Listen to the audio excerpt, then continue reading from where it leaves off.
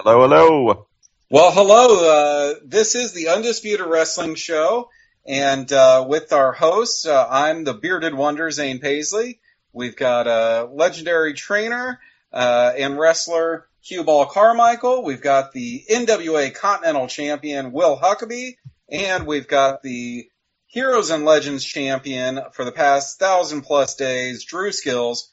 Welcome to the show, your old buddy, your old pal, R.D. Reynolds, founder of WrestleCrap.com and one half of WrestleCrap Radio. How are you this evening?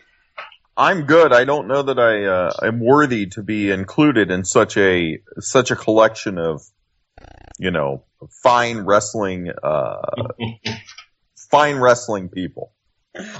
Well, RD, I'm going to kick it over to Cue Ball Carmichael to start our questions for you. Q, what you got for RD?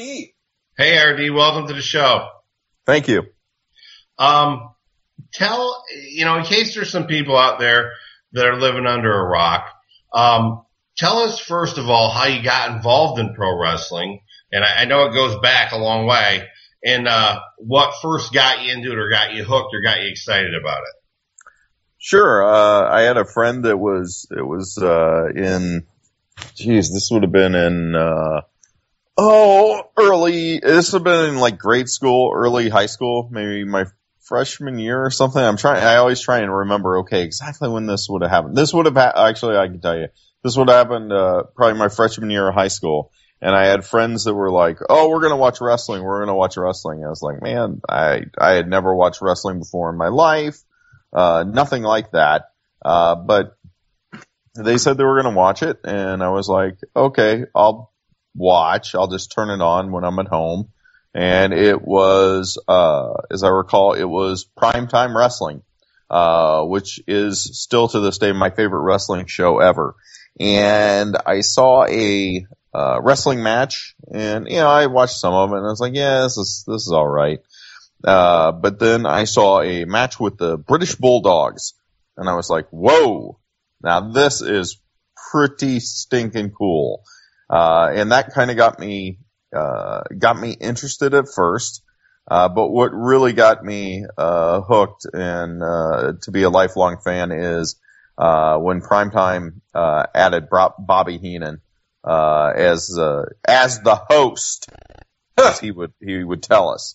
He was the host, and I just absolutely fell in love with it then. I would watch Primetime Wrestlings. I would tape them on my old VHS recorder, but I would never bother to tape the matches. I would only tape the stuff with him and Gorilla Monsoon. And still to this day, it is not uncommon that I will just start binge watching Primetime Wrestlings. The network is great because it has them up to right before WrestleMania 3, but they have hit some kind of block or something where they're not uploading anymore. But I actually have them all. I think I have everything from like 86 on. I have all those on my hard drive, so I will literally just start binge watching. Those are great days. That was my favorite show of all time too, by the way. Yeah. Oh yeah. I mean, it was just fantastic. I've always, just thought the chemistry between, Heenan and Monsoon was just so fantastic. And I always wanted, like, whenever I did my little stint, in indie wrestling as a manager, I always so badly wanted to be Bobby Heenan. Cause he was just just a fantastic heel. I agree. And he was, obviously it was the chemistry between him and Monsoon, but, when I watch that stuff to this day, I crack up. I mean, Heenan was just, his timing was, yes. He was just perfection personified. I mean, he spit out the line at the perfect time. It was like, if they gave Academy Awards for that performance, he'd have a shelf full of them. Oh yeah, absolutely. And Monsoon, I think was fantastic as well as the straight man. Absolutely. And the great thing is you could tell those guys were just having so much fun together, and you could tell that, Monsoon was always trying to figure out, okay, what is the straight line that I give to Bobby? And you could tell Bobby was always like, I am going to do everything in my power to make Gorilla just lose it on camera. And it was kind of like the old, I'm really going to date myself now. It was kind of like the old Carol Burnett show where they would have, Harvey Korman and Tim Conway. You could tell that's all they were trying to do is make each other laugh. And it was the same thing there. And it was magic. Yeah, it's funny you say that because that was a favorite of mine too. And you could watch, either Tim Conway or Harvey Korman. They would continue on and do well, but you can tell they're smiling. And I used to see the same thing with Monsoon. You could tell, he's admonishing Heenan, but at the same time, if you look at his eyes and his face, he's smiling or laughing while he's doing it. Yeah, and you could tell it was genuine. It was something where you could tell it was these two guys, especially when they would go out on every once in a while they would leave the studio and they would go and do these on locations, whether it was in the Old West movie, movie scene, or it was at Tony Paco's Hot Dog Emporium, or Busch Gardens, or wherever. And you could just tell these two were just having so much fun together. And it's something that it's not only missed in wrestling. It's like missed in entertainment, as a whole. But you really notice it in wrestling because everything is so, sterile and fabricated these days. Nothing feels, organic and fun. It never feels like two guys just out there having fun together. That's, you're so correct. If you go back to the days when, just go back to the 80s when, Vince would bring guys in that had already been out there, like the Bushwhackers have been the sheep herders and guys have been out there, honky tonk, been out there for years honing their craft. And then they brought them in and they gave them a loose fitting character and they let them develop that character. And to me, that's why those guys got over so well, is because of their own personal spin on that. And it was when they did it themselves, it was them. It was legitimate. And you could feel that. It was like you said, it's organic. And now today with everything being written and guys basically reading a script, and it just goes to show that, maybe in the whole world there might be 2 or 3 wrestlers that were actually pretty good actors. The Rock was one of them, because when you see these guys read their lines, you can tell they're reading their lines. Right, and it's funny we mentioned, guys, we talk about these guys, Heenan and Monsoon, or the different guys that you had mentioned, that it was organic, is I think about it today, one of the only acts, in WWE that has really captured people's attention is the New Day. And again, you have 3 guys that you can tell are just out there having fun together.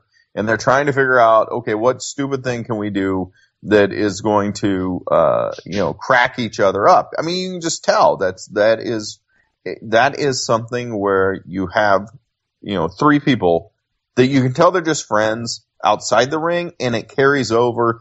And it's one of the few acts that people are, truly behind.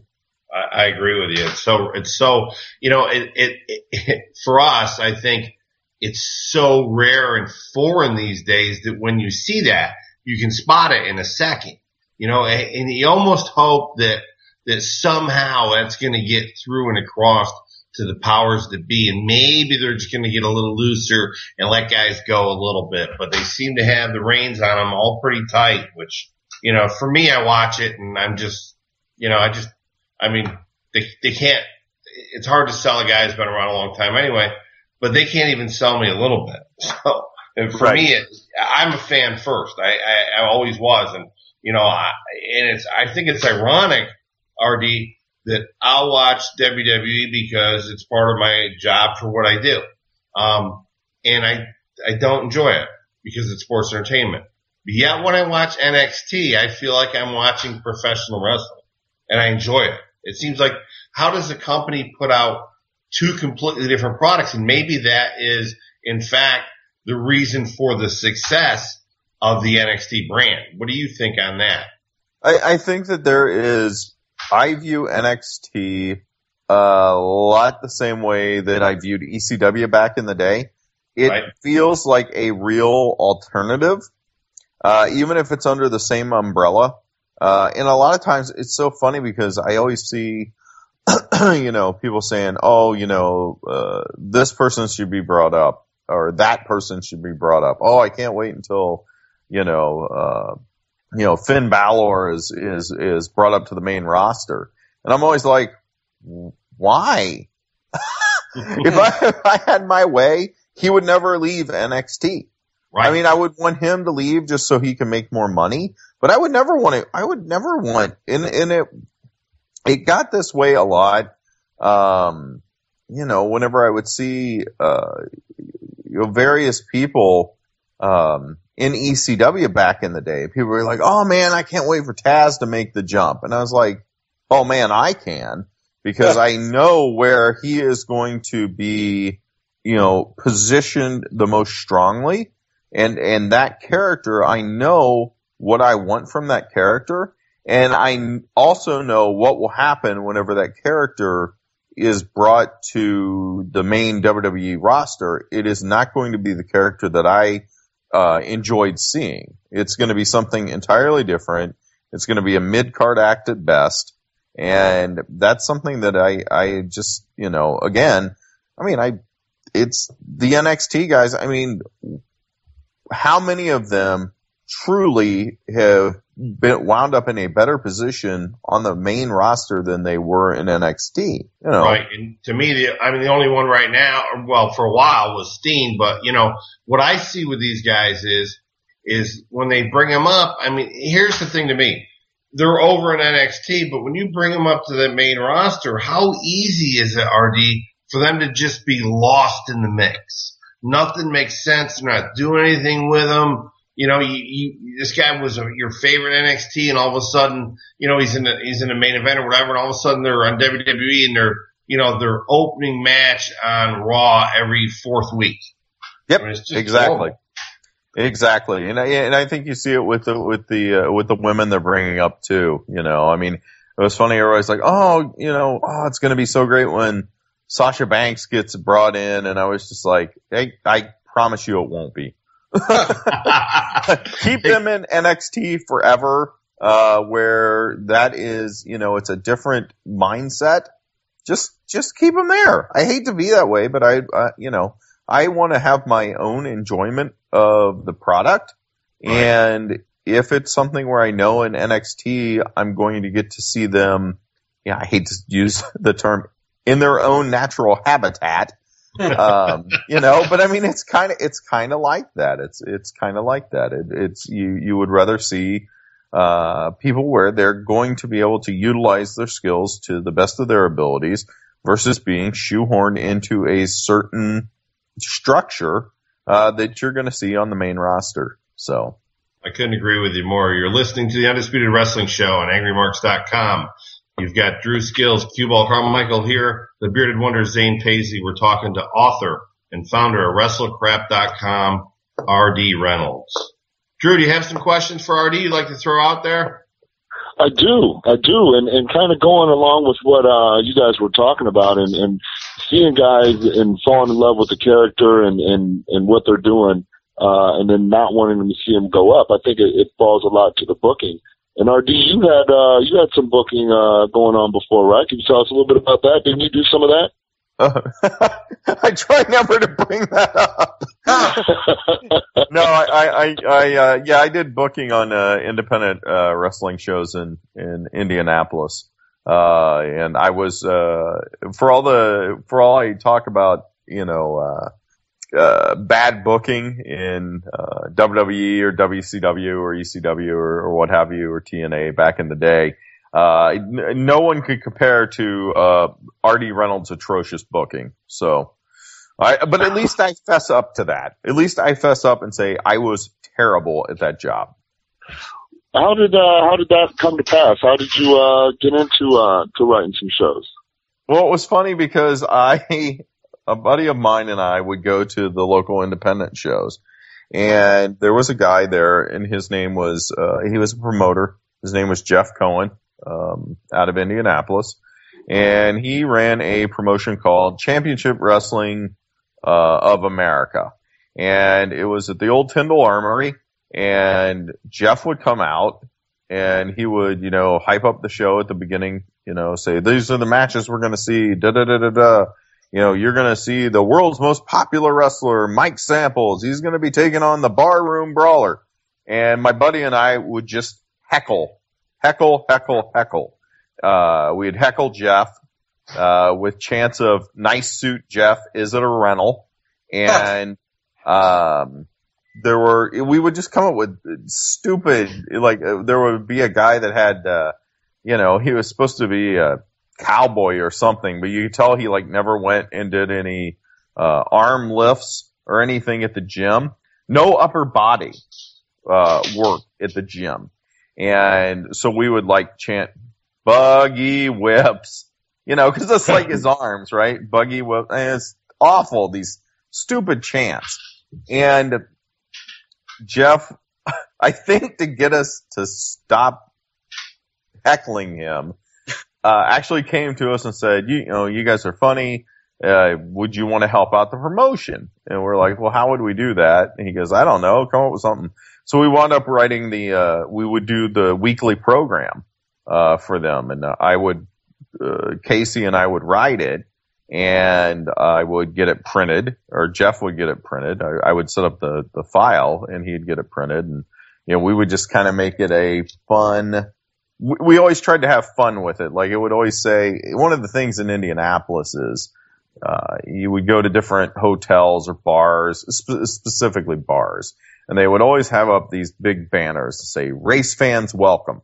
So one of the gimmicks we did is, in the first program we ever did, we said, race fans welcome. And then we just kept adding all these other things that were welcome. And it was just something stupid, but people thought it was funny for whatever reason.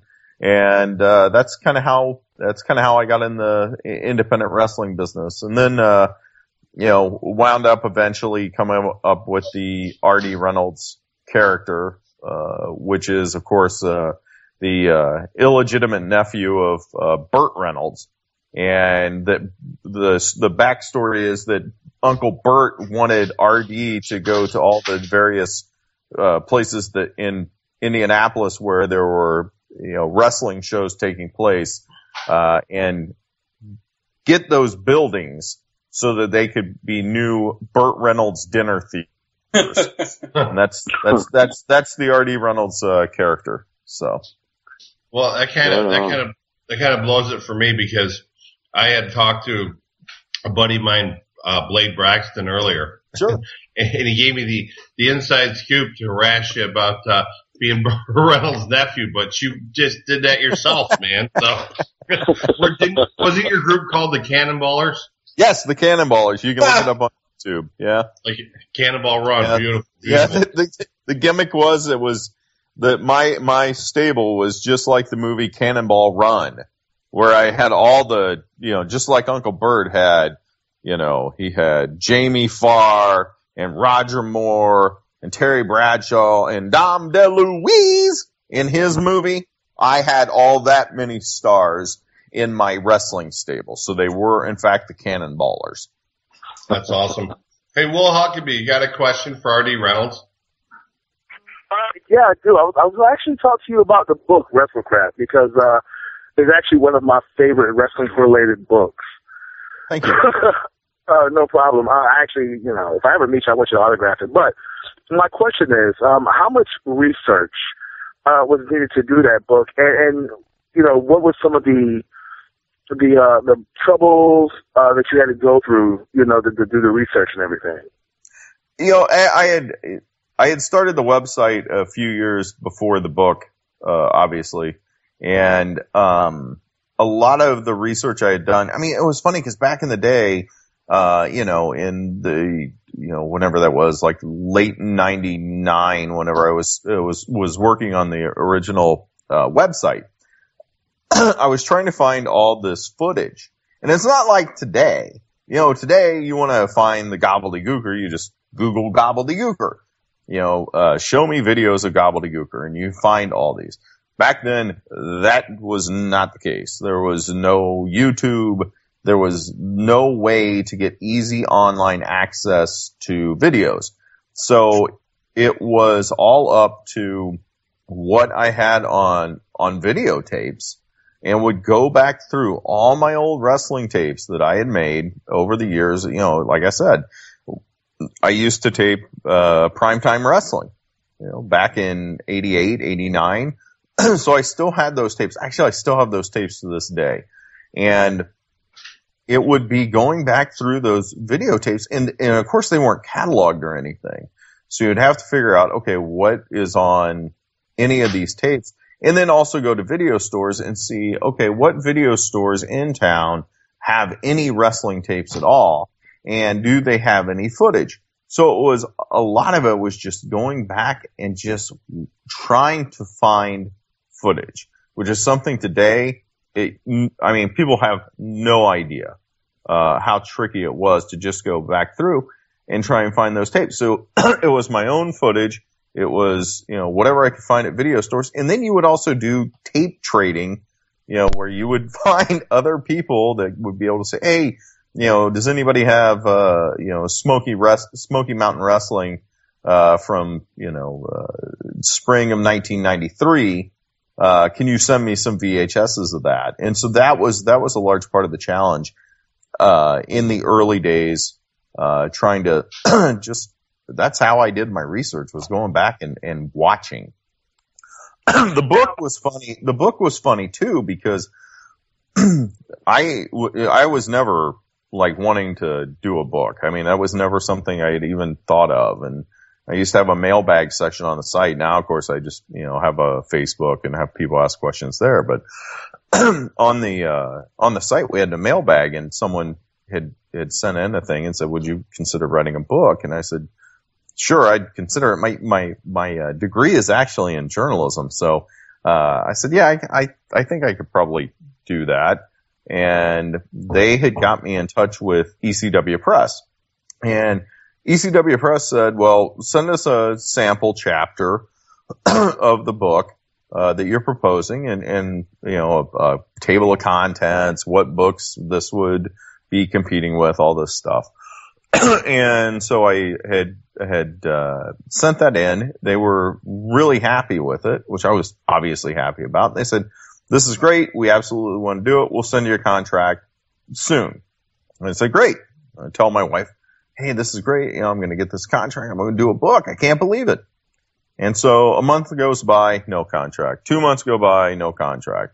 And, I would email them, once every month, say, hey, you still want to do this book? What are you guys thinking? They say, yeah, we absolutely want to do it. So 6 months goes by with no contract, and I had given up all hope that this book was ever going to happen. And they came back and said, yeah, we're finally ready. We're ready to send this contract. We only have one condition on the book. And I said, what's that? And they said, we don't want to call it Wrestle Crap. And I said, I am like a very calm person, very, very calm. I never really get worked up about anything. And I said, I got like really angry. And I said, well, if you're not going to call it Wrestle Crap, then there's no way I'm writing this book. And I hung up the phone. And I went to my wife and I said, I had the book deal done. And she said, great. And I said, and I hung up on him and told him I wouldn't do it. But then they called me back like 2 weeks later. And they said, look, we really want you to do the book. And I said, I can't. And they said, no, we'll change we'll call it Wrestle Crap. We understand. Because it was I had the notoriety of the site or whatever, and I didn't want to lose that. I thought that was valuable. They were concerned, of course, about people going in and to like Barnes and Nobles or Borders and asking for a book called Wrestle Crap.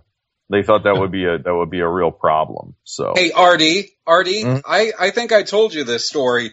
One of the first times I met you, I went to Borders here in Indianapolis in Castleton, and I said, "Where are your books by local authors?" And the gentleman helped me, and I went over there, and I didn't see it there. So I said, "Well, where's Wrestle Crap?" And he gave me this stern look, and he walked over to that section and grabbed it. And I was just like, "You need to put this over in the local authors." So yes, those theories that ECW Press had were actually true. It wasn't the people were asking for it, but just they wouldn't want to display. Yeah. They didn't display it properly. Yeah, how dare someone Say put crap. such filth, in a bookstore. I wanted to shill a little bit for you. If our listeners go to WrestleCrap.com, they can hit the archives button, and for only $14.95, that's not $14.95 per month. That's a one-time $14.95. They can get all of the archives for the past 15 years of WrestleCrap, all the inductions, all the definitions, and you had mentioned earlier videos of your work in the ring and managing. That's also available on there. That's available on there. We have WrestleCrap Radio videos where you make an appearance at the roast, I believe it was. Well, I'm sitting in the audience. I'm one of the dozen listeners sitting in the audience drinking beer. But that ratings reaper guy, he looked a lot like me. It's funny how different people look and sound like other people on that show. So that's just crazy. And then I have two quick. I know our time is running short with you, but I got two quick questions for you. Certainly. I know that I've emailed you. I'm a podcast fanatic, and I love WrestleCrap Radio. I love the RD and Blade show as well. But I listen to shows like Cheap Heat, and they mention you and mention WrestleCrap.com, and you're getting lauded for that.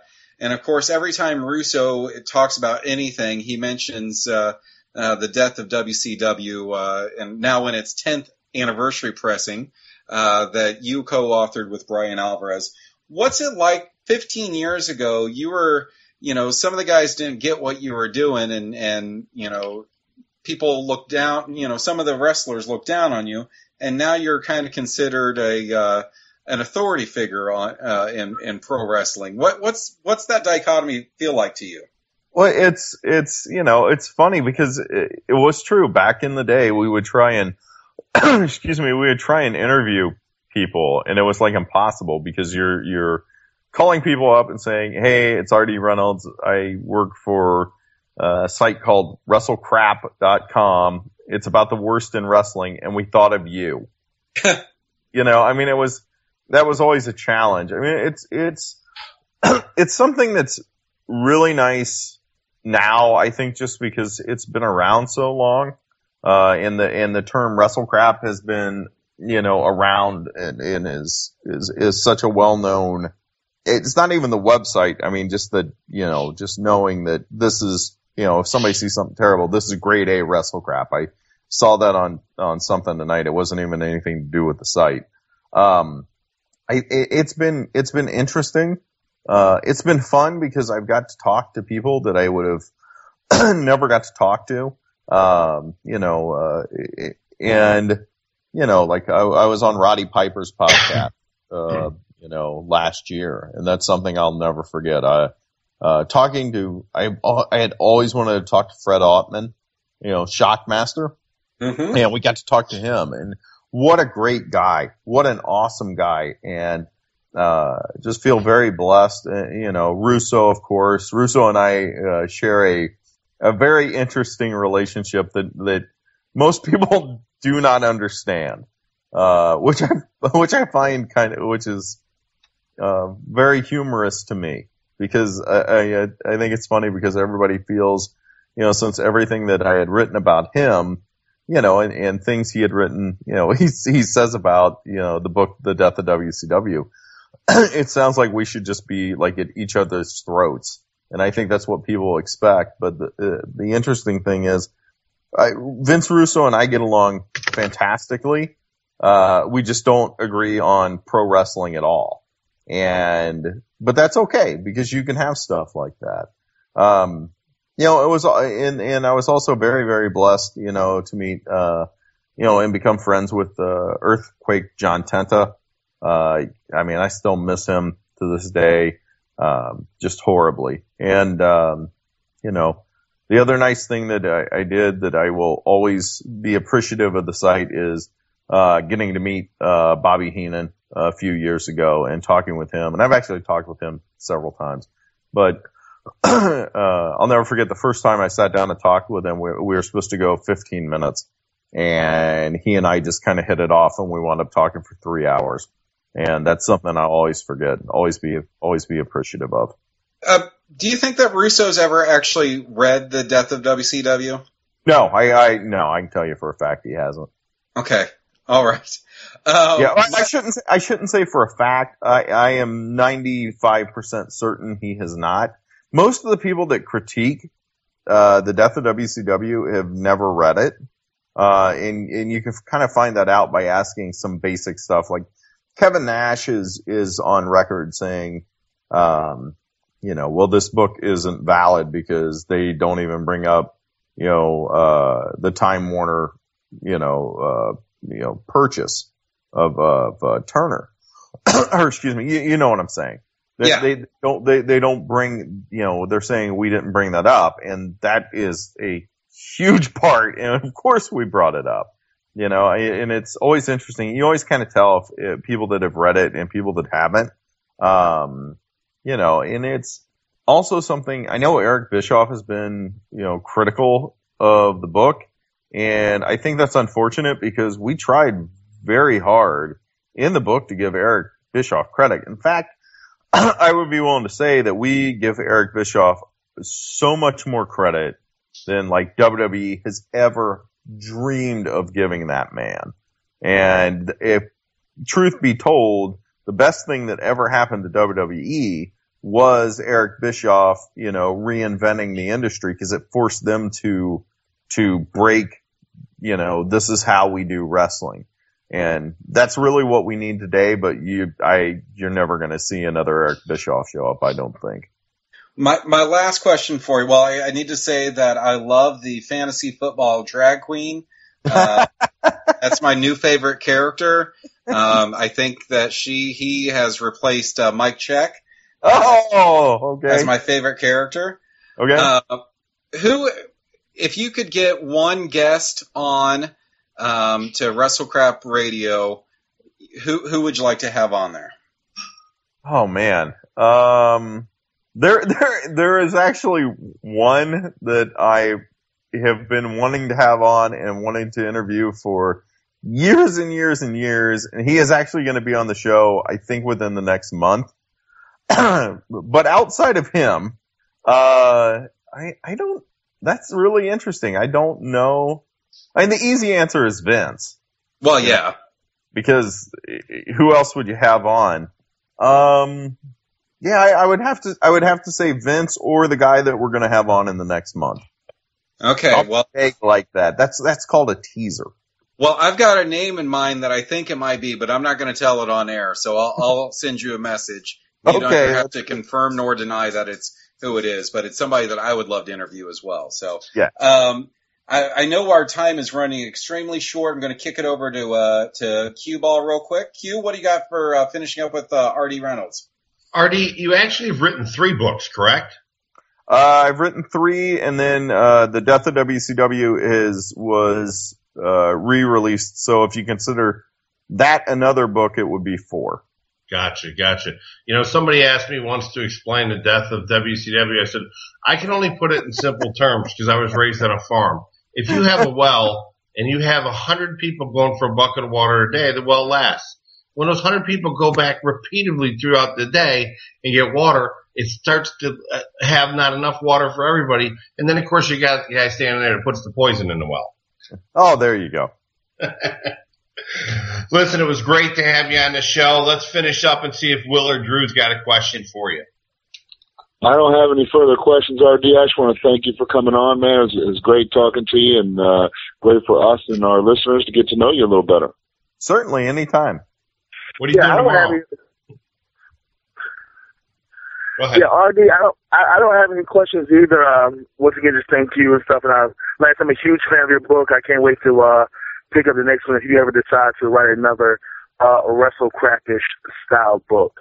Yep. Well, you never know what tomorrow's going to bring. We actually are kicking around doing another book. Actually, there's another kind of book project that I have just learned about in the past week. So it has to do with the Death of WCW, and that's really all I can say at this time. I haven't actually talked with anybody about that. So, have you ever thought about doing a Death of ECW?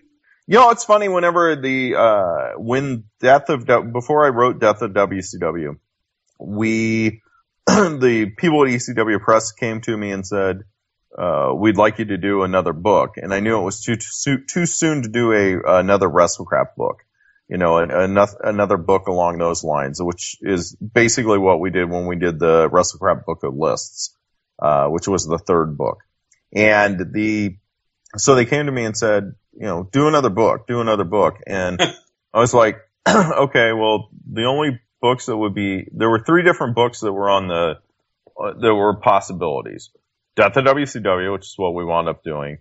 A book that I was going to work with Matt from X Entertainment, which is now Dinosaur Dracula. We were actually kicking around doing a toy crap book, which would be all the worst toys we had as children. And I always kind of wanted to do that. But the third book was the Death of ECW. And the reason that I decided not to do the Death of ECW is I always want anything that I do, it's never about how many books can I sell, how many page hits can I get, how many downloads. It's never about that. It's never been about that. I don't care about that. I mean, it's funny, people, you know, the website, I couldn't even tell you like how many visitors we have or anything like that. I've only looked at that, I think, twice in the entire 15 years it's been running, and I know I haven't looked at it in at least 10 years. I don't care because I always just want to make people laugh. That's always my goal, is if I can make somebody laugh, then I consider what I'm doing a success. And doing the Death of ECW, I knew that book wouldn't be funny. Cause you had people, the difference between ECW, the Death of ECW and the Death of WCW. The Death of ECW, you had people that really wanted to make that thing survive.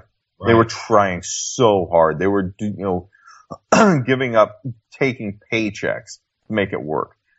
And WCW, it was just complete.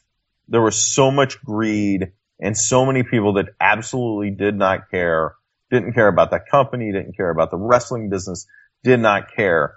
And I knew just watching the collapse of WCW, it was just total comedy. And the Death of ECW wouldn't be. So, no, I don't really have an interest in doing a Death of ECW book. Now, a Death of TNA book, on the other hand. I was going to say he could be proactive and do the Death of TNA.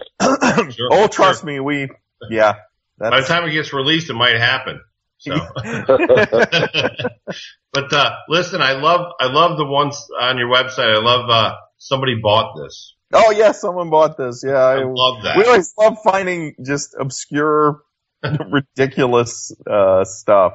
Ever since I saw that Captain Mike Rotundo shirt where he's just his giant head with a sailor cap in a boat. That was just always my favorite thing. So yeah, I love someone bought this. Yeah, I every time I look at that, I can't help but laugh out loud.